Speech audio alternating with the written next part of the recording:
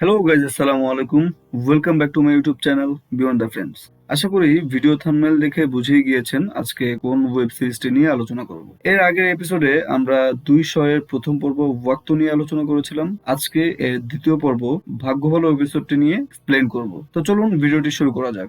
এপিসোডের শুরুতেই আমরা দেখতে পাই মোশাররফ করিম একটি মেয়ের হাতের রেখা দেখছে, মানে তার ভবিষ্যৎবাণী করছে। মোশাররফ করিম পেশায় একজন জ্যোতিষী। সে রাস্তায় বসে মানুষের হাত দেখে তার ভবিষ্যৎবাণী করে থাকে। মোশাররফ করিম মেয়েটির হাত দেখে তাকে বলে, আপা আপনার বিয়া তো দুইটা। এটা মেয়েটির হাজবেন্ড শুনে বলে, এইসব মেয়েদের হাত ধরার ধান্দা। মোশাররফ করিম একটু হেসে বলে, এইটা নিয়ে অনেক লেখাপড়া করছি স্যার, হাতের রেখাই ভবিষ্যৎ। মোশাররফ ছেলেটির হাত টেনে নিয়ে আবার বলে, এই যে এই হাতের রেখা, এগুলো কোত্থেকে আসে স্যার? একটা বাচ্চা যখন মায়ের গর্ভে থাকে তখন তার হাত মুঠা করে রাখে। মুঠা করে রাখার ফলে তখন তার হাতে একটা ভাঁজের সৃষ্টি হয়, সেই ভাঁজগুলোই হইল রেখা। আপনার রেখা বলতেছে আপনার অনেক ধন সম্পদ, কিন্তু আপনার জীবন রেখাটা ছোট, আপনি বেশি দিন বাঁচবেন না স্যার। তারপর সেই ছেলেটি একটি নেপোলিয়ানের উদাহরণ দিয়ে বলে, নেপোলিয়ান একবার এক জ্যোতিষীকে তার হাত দেখালে তার মতো এই সেম কথাটি বলে, তার জীবন রেখাটাই ছোট। তখন নেপোলিয়ান একটি ছুরি দিয়ে তার হাতের রেখা কেটে বড় করে তাকে বলে, আমার ভাগ্য আমার হাতে।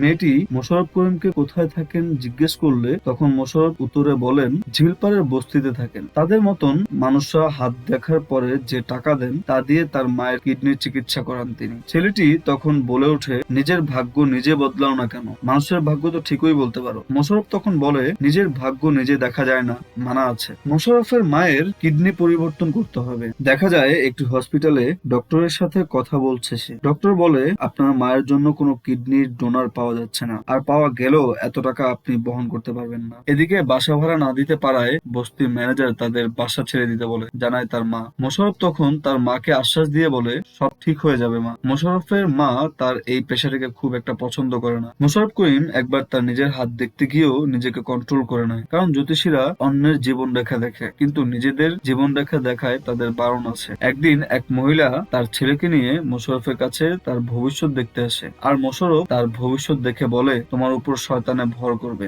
শয়তানের কথা এক কান দিয়ে ঢুকাবা আর আরেক কান দিয়ে বের করবা। এই কথা শুনে ছেলেটির মা রেগে গিয়ে মোবাইল বের করে তাকে ফেসবুকে লাইভ করতে শুরু করে এবং আশেপাশের লোকজন জড়ো করে তাকে মানুষের গণধোলাই খাওয়ায়। লোকজন তাকে গণপেটা করে তাকে রাস্তায় ফেলে দেয় এবং তার জিনিসপত্র ছড়িয়ে ছিটিয়ে থাকতে দেখা যায়। একদিন সব বাধা উপেক্ষা করে মোশাররফ তার নিজের হাতের রেখা নিজেই দেখে ফেলে। মোশাররফকে তার হাত দেখতে দেখে তার মা তাকে জিজ্ঞেস করে, কি করস, নিজের হাত দেখতেছস, কেমন তোর ভাগ্য? উত্তরে মোশাররফ বলে, ভালো। তার কিছুক্ষণ পরেই মোশাররফ তার মায়ের ওষুধপত্র ফেলে দিতে থাকে। এটা দেখে তার মা তাকে বলে, এগুলো কি করস, ডাক্তারের একটা ফোন দে, আমার ব্যথাটা বাড়ছে। মোশাররফ বলে, ডাক্তার নিজেই ফোন দিবে, তার ফোন দেওয়া লাগবে না। সাথে সাথেই তাকে ডাক্তার ফোন দেয় এবং তার সাথে দেখা করে বলে, তার মায়ের জন্য 5 জন কিডনি ডোনার পাওয়া গিয়েছে, 5 জনই একই দিনে মারা গিয়েছে। আচ্ছা, এখানে একটু থামাচ্ছি, কারণ আমাদের এই ওয়েব সিরিজের প্রত্যেকটা পর্বই কোনো না কোনো একটি এপিসোডের সাথে কোনো না কোনো ভাবে জড়িত রয়েছে। সেটা কিভাবে লক্ষ্য করবেন।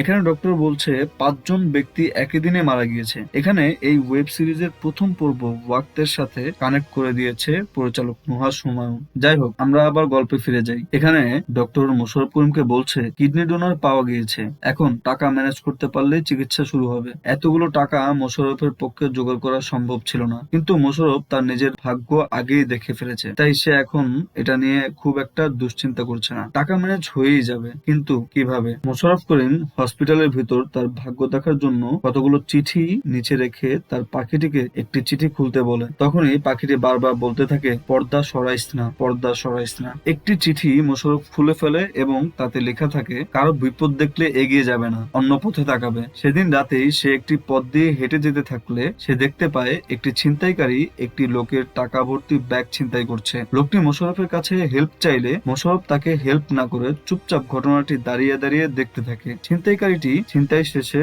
মোশাররফের সামনে দিয়ে যেতে থাকলে মোশাররফ হঠাৎই চিৎকার দিয়ে ওঠে এবং এমন ভাব করতে থাকে যেন ছিনতাইকারী তাকে ছিনতাই করছে। আসলে পাশে দিয়ে একটি পুলিশের গাড়ি যেতে দেখায় মোশাররফ চালাকি করে এই কাজটি করে। পুলিশ এসে ছিনতাইকারীটিকে ধরে নিয়ে যায় এবং টাকা ভর্তি ব্যাগটা মোশাররফ পেয়ে যায়। টাকাগুলো নিয়ে সে যখন হসপিটালের বিল পরিশোধ করতে যায় তখনই দেখা যায় যার কাছ থেকে টাকাগুলো ছিনতাই হয়েছিল সেই লোকটি কান্না করছিল, কারণ সেও তার কারো না কারো চিকিৎসার জন্য টাকাগুলো হসপিটালে নিয়ে আসছিল। মোশাররফ করিম তার মাকে আশ্বাস দিয়ে বলেন তাকে সে সুস্থ করে নিয়ে যাবেন। তখন তার মা তাকে বলে লাভ কি, আবার তো সেই বস্তিতে গিয়েই উঠতে হবে। মোশাররফ তখন বলে তাদের আর বস্তিতে থাকতে হবে না। এটা শুনে তার মা বিস্মিত হয়ে বলে আবার নিজের হাত দেখবি নাকি? তার বাবা জুয়া খেলে তাদের নিঃস্ব করে দিয়েছে, এখন মোশাররফও নিজের ভাগ্য নিয়ে জুয়া খেলছে বলে মনে করেন তার মা। এর পরের সিনেই দেখা যায় সেই যে মহিলাটা মোশাররফকে ফেসবুকে লাইক করে জনগণ দিয়ে গণপিটা করেছিল, তার ফলে মানুষের সিম্পথি পেয়ে মোশাররফের ব্যবসা এখন ভালোই চলছে। মানুষ ভিড় জমাচ্ছে তার কাছে। বড় বড় ব্যবসায়ীরাও এখন তাকে পার্সোনাল জ্যোতিষী হিসেবে চাকরিতে রেখেছে।